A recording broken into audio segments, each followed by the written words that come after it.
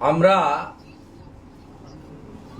দেখেছি চতুর্থ দফা থেকে পরপর কিভাবে পুলিশের অত্যাচার এবং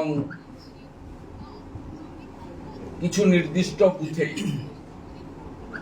অ্যাবসেন্ট এবং মৃত ভোটারদের ভোট বিকালের দিকে দিয়ে দেওয়া এবং শেষের দিকে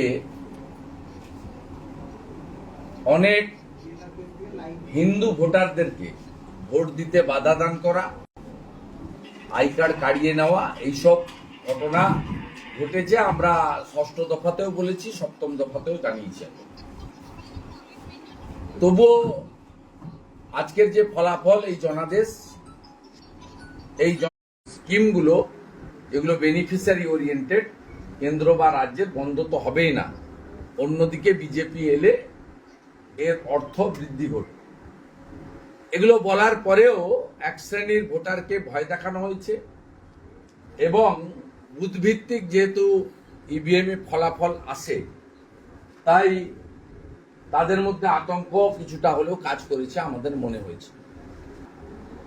তা আমরা ভারতীয় জনতা পার্টি পশ্চিমবাংলার প্রধান বিরোধী দল হিসেবে এই অপশাসন, কুশাসন, দুর্নীতি এর বিরুদ্ধে যে সর্বাত্মক লড়াই আমাদের 21 সালের পর থেকে বিশেষ করে ছিল, সেই লড়াই আমাদের জারি থাকবে এবং বিরোধী দল হিসাবে এই যে বিপুল সংখ্যক ভোটার ভোট দিয়েছেন, তাদের স্বার্থ পূরণে বা তাদের যে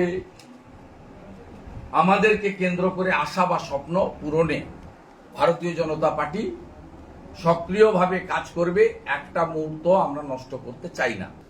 আর সাথে সাথে আমি একটু আগেই জানতে পারলাম মাননীয় মুখ্যমন্ত্রী এবং তার স্বনামধন্য ভাইপো, যিনি গিনিস বুক অফ রেকর্ডে নাম তুলে 7 লক্ষের বেশি ভোটে জিতেছেন, এই প্রহসনের নির্বাচন সবাই দেখেছে। আমরা স্পেসিফিক ভাবে বলেছিলাম, আমরা ক্যানিং পূর্বের কথা বলেছিলাম, সেখানে রেজাল্ট কি হয়েছে দেখেছেন।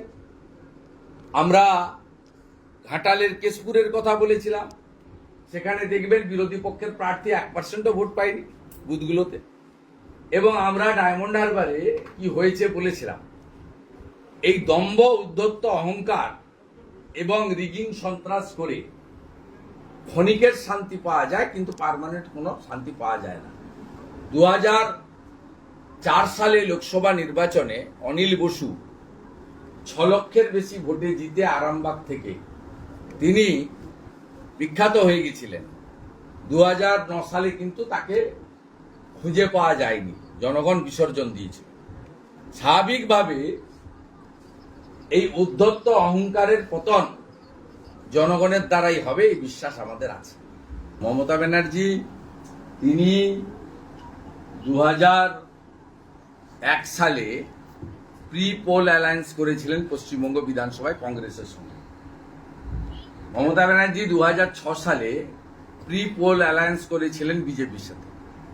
2011 সালে মমতা ব্যানার্জি কংগ্রেসের সঙ্গে প্রি পোল অ্যালায়েন্স করেছিলেন এবং কংগ্রেসকে বেশ কয়েকটা মন্ত্রিত্ব ছেড়েছিলেন।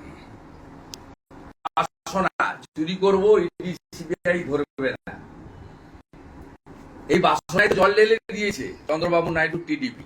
একটু আগেই তারা প্রেস কনফারেন্স করে বলে দিয়েছে যে আমরা প্রি পোল অ্যালায়েন্স করে এনডিএর সঙ্গে লড়েছি, আমরা রিজিওনাল পার্টি, আমরা এনডিএর সঙ্গেই থাকবো। মমতা ব্যানার্জি যতই দিবা স্বপ্ন দেখুন না কেন, জাতীয় রাজনীতিতে তার কোনো ভূমিকা থাকবে না। তিনি এইটা নিয়ে আনন্দ থাকুন, 22টা ছিল, কয়েকটা বাড়াতে পেরেছেন।